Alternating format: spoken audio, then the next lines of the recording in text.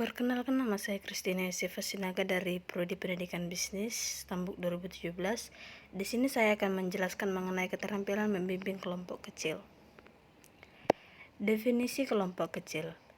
Menurut Mulyasa dalam Suwarsa 2006 halaman 79, diskusi kelompok adalah suatu proses percakapan yang teratur yang melibatkan sekelompok orang dalam interaksi tatap muka yang bebas dan terbuka dengan tujuan berbagi informasi atau pengalaman, mengambil keputusan atau memecahkan suatu masalah. Diskusi kelompok merupakan strategi yang memungkinkan siswa menguasai suatu konsep atau memecahkan suatu masalah melalui suatu proses yang memberi kesempatan untuk berpikir, berinteraksi, serta berlatih bersikap positif. Dengan demikian, diskusi kelompok dapat meningkatkan kreativitas siswa serta membina kemampuan berkomunikasi, termasuk di dalamnya keterampilan berbahasa. Karakteristik kelompok kecil. 1. Melibatkan kelompok orang yang anggotanya antara 3-9 orang, idealnya 5-9 orang. 2. Berlangsung dalam interaksi secara bebas, tidak ada tekanan dan paksaan, dan langsung. Artinya semua anggota kelompok mendapat kesempatan untuk saling beradu pandang dan saling mendengarkan serta saling berkomunikasi dengan yang lain. 3. Mempunyai tujuan tertentu yang akan dicapai dengan kerjasama antar anggota kelompok. 4. Berlangsung menurut proses yang teratur dan sistematis menuju suatu kesimpulan. Adapun tujuan dan manfaat kelompok kecil yaitu terbagi menjadi 4. 1. Memupuk sikap toleransi, yaitu setiap siswa saling menghargai terhadap pendapat yang dikemukakan oleh setiap peserta didik. 2. Memupuk kehidupan demokrasi, yaitu setiap siswa secara bebas dan bertanggung jawab terbiasa mengemukakan pendapat, bertukar pikiran untuk mencapai tujuan pembelajaran yang diharapkan. 3. Mendorong pembelajaran secara aktif, yaitu siswa dalam membahas suatu topik pembelajaran tidak selalu menerima dari guru, akan tetapi melalui kerjasama dalam kelompok diskusi siswa belajar mengembangkan kemampuan berpikirnya. 4. Menumbuhkan rasa percaya diri, yaitu dengan kebiasaan untuk berargumentasi yang dilakukan antar sesama teman dalam kelompok diskusi. Akan mendorong keberanian dan rasa percaya diri mengajukan pendapat maupun mencari solusi pemecahan. Adapun tahap-tahap kegiatan diskusi dibagi menjadi 6. Yang pertama yaitu memusatkan perhatian. Selama kegiatan diskusi berlangsung, guru senantiasa harus berusaha memusatkan perhatian dan aktivitas pembelajaran siswa pada topik atau permasalahan yang didiskusikan. Ada 6 yang harus dilakukan untuk memusatkan perhatian. Yang pertama yaitu menentukan tujuan diskusi, menetapkan topik atau permasalahan, mengidentifikasi arah pembicaraan yang tidak relevan dan menyimpang dari arah diskusi. Keempat, merangkum hasil diskusi. Yang kedua yaitu memperjelas masalah atau urunan pendapat.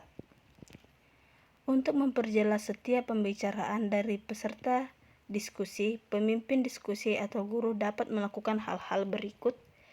1. Menguraikan kembali pendapat atau ide yang kurang jelas, sehingga menjadi jelas dipahami oleh seluruh peserta didik.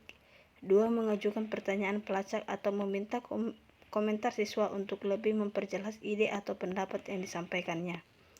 3. Memberikan informasi tambahan berkenaan dengan pendapat atau ide yang disampaikannya, seperti melalui ilustrasi atau contoh, sehingga dapat lebih memperjelas terhadap ide yang disampaikan itu. Yang ketiga yaitu menganalisis pandangan siswa. Analisis terutama ditujukan untuk meminta klasifikasi atau alasan yang dijadikan dasar pemikiran terhadap pendapat dari masing-masing anggota kelompok diskusi.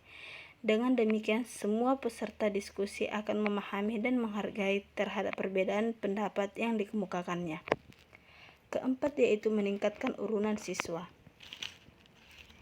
Untuk memfasilitasi keaktifan siswa ikut serta dalam kegiatan diskusi yang dilakukan, ada beberapa aspek yang ditempuh oleh guru atau pemimpin diskusi. Antara lain, 1. Mengajukan pertanyaan kunci yang menantang siswa untuk berpendapat atau mengajukan gagasannya. 2. Memberikan contoh atau ilustrasi baik bersifat verbal atau non-verbal, di mana melalui contoh atau ilustrasi tersebut menggugah siswa untuk berpikir. 3. Mengangkat suasana diskusi dengan memunculkan pertanyaan yang memungkinkan terjadinya perbedaan pendapat di antara anggota kelompok. 4. Memberi waktu yang cukup bagi setiap anggota kelompok untuk berpikir dan menyampaikan sebuah pikirannya. 5. Memberikan perhatian kepada setiap pembicara sehingga saling menghargai, dan dengan demikian dapat lebih mendorong siswa untuk berpartisipasi memberikan sumbang pemikiran melalui forum diskusi yang dilakukan. Yang kelima yaitu menyebar kesempatan berpartisipasi. Untuk mendorong partisipasi secara aktif dari setiap anggota kelompok dapat dilakukan hal-hal berikut. 1. Memberi stimulus yang ditujukan kepada siswa tertentu yang belum berkesempatan menyampaikan pendapatnya sehingga siswa tersebut terdorong untuk mengeluarkan buah pikirannya. 2. Mencegah monopoli pembicaraan hanya kepada orang-orang tertentu saja dengan cara terlebih dahulu memberi kesempatan kepada siswa yang dianggap pendiam untuk berbicara. Ketiga, mendorong siswa untuk merespon pembicaraan dari teman yang lain sehingga terjadi komunikasi interaksi antar semua peserta diskusi.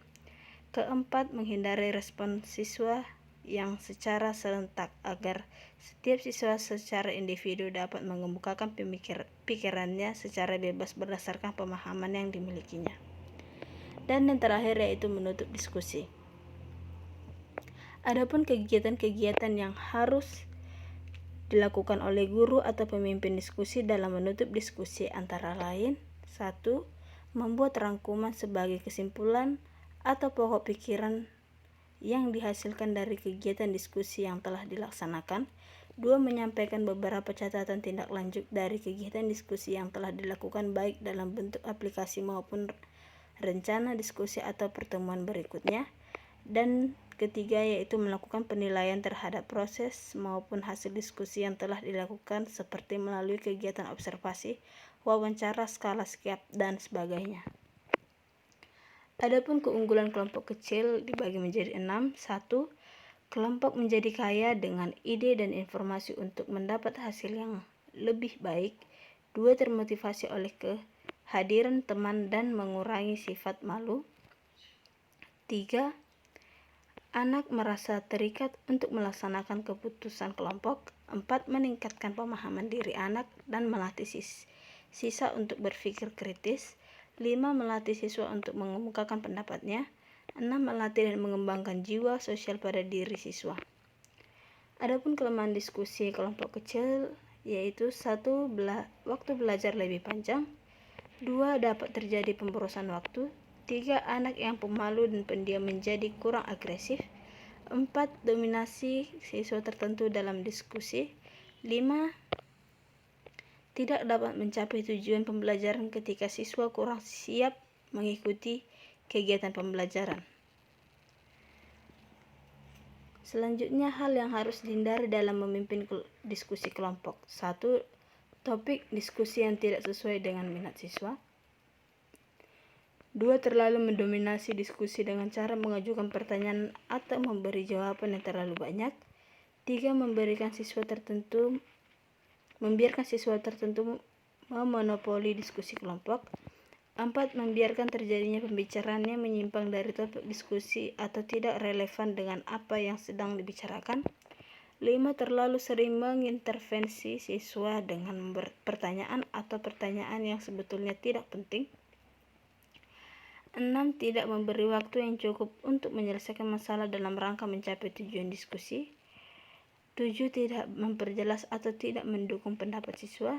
8. Gagal menutup diskusi dengan efektif.